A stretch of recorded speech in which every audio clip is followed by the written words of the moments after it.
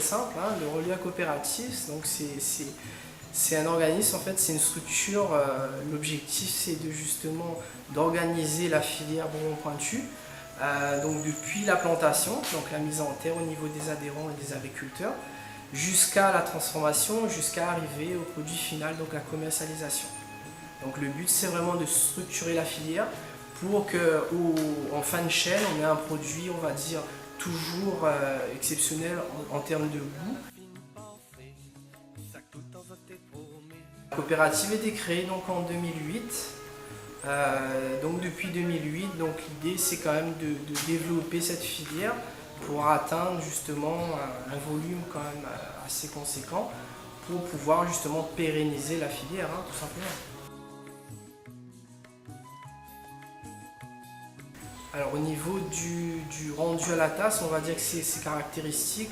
Donc c'est sur un produit donc, qui est très léger en bouche, avec beaucoup de saveurs et beaucoup de saveurs agrumes, fruits rouges, aussi des saveurs donc noisettes. Enfin ça dépend en fait des années en fonction du climat qu'il y a eu donc cette année. Et après c'est vrai qu'au niveau des différentes parcelles, on peut avoir des saveurs différentes tout en restant sur un produit, on va dire, de même qualité. Il faut savoir que la coopérative donc, va tester chaque produit qui va rentrer donc, à la coopérative. Alors la raison est toute simple, hein. C'est des spécialistes donc, en café et qui veulent justement un café avec zéro défaut. Et pour atteindre justement un café donc bonbon pointu, grand cru avec zéro défaut, il y a toute une chaîne de transformation, donc une transformation à respecter pour justement atteindre le produit final grand cru. Et donc la coopérative aujourd'hui produit, cette année on était à peu près à 95% de grand cru. Le reste au niveau qualité, donc on va tomber donc sur du sublime et après de l'authentique. Alors le sublime c'est généralement utilisé beaucoup pour les pâtissiers, chocolatiers.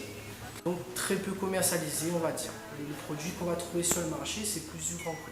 Alors aujourd'hui, en termes d'adhérents, on est environ, on sera à peu près une soixantaine. Donc l'objectif, c'est que chaque adhérent en fait puisse retirer un revenu intéressant pour cette production donc, de bonbons pointus. Pour ça, notre combat aujourd'hui, c'est vraiment d'optimiser justement la coopérative pour qu'on puisse à terme avoir donc un outil compétitif et avec un coût de transformation relativement bas pour que l'agriculteur justement à terme puisse bénéficier, on va dire, du bénéfice de tout ce travail, hein. Voilà. Mais la coopérative est indispensable justement pour garder cette qualité. Et l'idée, c'est justement avoir un prix intéressant donc déjà pour l'agriculteur et un prix de vente au niveau sortie coopérative qu'on reste quand même à un prix intéressant aussi pour que tout le monde puisse vivre de cette filière, hein. Voilà, l'idée, c'est vraiment d'avoir un prix où que le client s'y retrouve dans l'achat du produit et que l'agriculteur, donc en début de chaîne, que lui puisse gagner sa vie correctement. L'idée, c'est vraiment que nos adhérents dans un avenir proche soient fiers de faire partie de cette coopérative. C'est-à-dire que l'outil est là, on maîtrise de A à Z. L'idée, c'est justement de se regrouper, de structurer donc cette filière pour qu'on pérennise justement ce produit d'exception. L'idée n'est pas de diviser justement, c'est de se rallier les uns les autres pour qu'on puisse avoir toujours un produit digne de ce nom, hein, tout simplement. En extérieur, on va dire que c'est un produit qui est reconnu mais mal connu dans un sens. Pourquoi? Alors pourquoi? Parce qu'il y a eu donc beaucoup d'histoires sur ce bonbon pointu depuis donc la relance. Aujourd'hui, on va faire l'impasse sur ce qui s'est passé avant. Le but aujourd'hui, c'est d'avancer.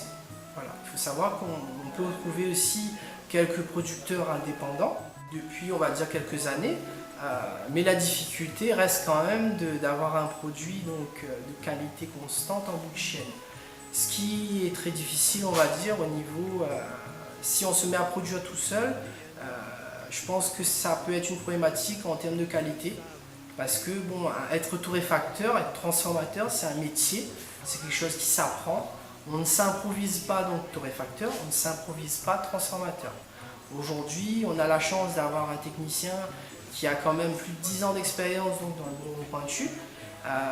Ce technicien, donc M. Damy, aujourd'hui maîtrise, on va dire, presque à 100% tous les facteurs indésirables qu'il peut y avoir dans une transformation du bourreau pointu. Il faut savoir que ce pourcentage de grand cru a augmenté au fil des années.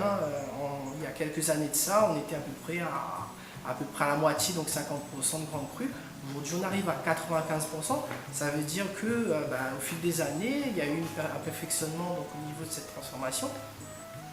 Et aujourd'hui, le produit, quand nous on présente ça avec des experts donc, au niveau café, on va dire des experts mondiaux, aujourd'hui, le pointu a des caractéristiques qu'on peut trouver nulle part ailleurs, tout simplement.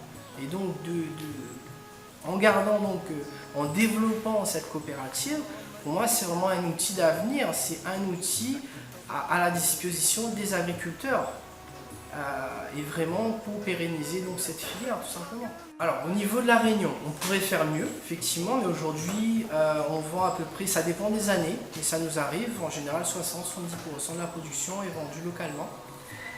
Après, donc, c'est de l'export, mais ça peut arriver d'une année à l'autre, qu'il peut y avoir un peu plus d'export, on fait ça. Mais quoi qu'il en est, la grosse demande, c'est en export. Localement, on va dire qu'on pourrait améliorer la vente localement, mais au niveau de la grosse demande, on va dire l'avenir pour développer la filière, c'est l'export. Au niveau de la coopérative, donc c'est une petite structure, on va dire, qui a été implantée donc, en 2016 donc, au tampon. Aujourd'hui, cette petite structure, donc, elle va traiter donc, le café. Donc on va récupérer la cerise au niveau des agriculteurs donc dans le champ même, après ramassage. Donc le rôle de l'agriculteur, lui, ça va être donc de mettre en terre les parcelles, de récolter. Donc la coopérative va prendre en charge le café juste après récolte. Il va être transformé, donc la première étape, ça sera donc le dépulpage, donc on va enlever l'enveloppe. Et ensuite, ça va suivre tout un processus de transformation. On va dire que ça va prendre entre un mois, un petit peu plus d'un mois, en fait, ça va dépendre en fonction du temps, parce qu'au niveau du séchage, on reste au niveau du séchage, donc un séchage naturel en plein soleil. Et donc il faut compter à peu près un petit peu plus d'un mois, on va dire, pour arriver au produit commercialisé. Et pendant cette transformation, donc, il y aura tout un processus de classement des produits. Chaque producteur, donc, chaque lot sera individualisé et identifié, donc chaque lot n'est pas mélangé et sera dégusté donc, par un jury de dégustateurs experts. Alors, le rôle de ce jury, c'est vraiment de pouvoir mettre une classification commerciale donc, sur chaque produit qui va sortir de la coopérative. Comme je disais tout à l'heure, avec nos 95% donc, de grand cru, c'est ce jury qui va déterminer en fait cette classification. Alors pourquoi cette classification? Vous allez me dire, pas besoin, c'est du grand cru, c'est formidable, c'est du bourreau pointu. Donc l'idée c'est d'envoyer des micro-lots donc, à chaque client. En fonction des parcelles, en fonction des agriculteurs, on sera sur des saveurs différentes. Et donc ces saveurs différentes, des fois ça va s'adresser plus à, je sais pas, sur de l'agrumes, sur des goûts de citron ou de pamplemousse, ça va peut-être plus aller sur une clientèle asiatique. Donc, je sais pas, en Europe, ça va plus sur des goûts cacao, amandes grillées ou autres. En fait, selon les destinations, les goûts changent un peu en fait. Mais après, donc, on reste sur du grand cru, mais ça permet nous de présenter à un client un produit irréprochable avec 0 défaut à la tasse.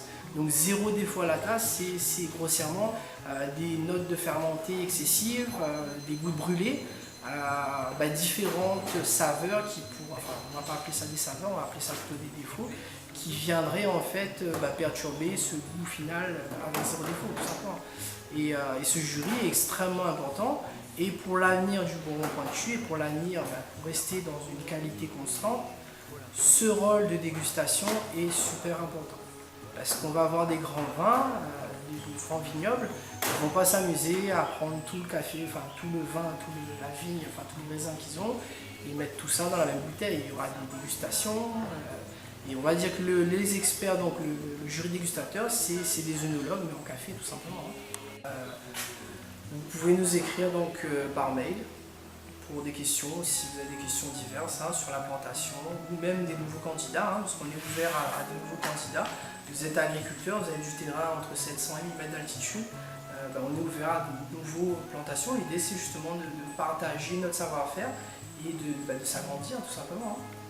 Voilà, donc coopérative, donc l'adresse mail, donc coop, café-réunion.com. Donc vous pouvez nous joindre directement à la coopérative et on sera ravis de vous répondre.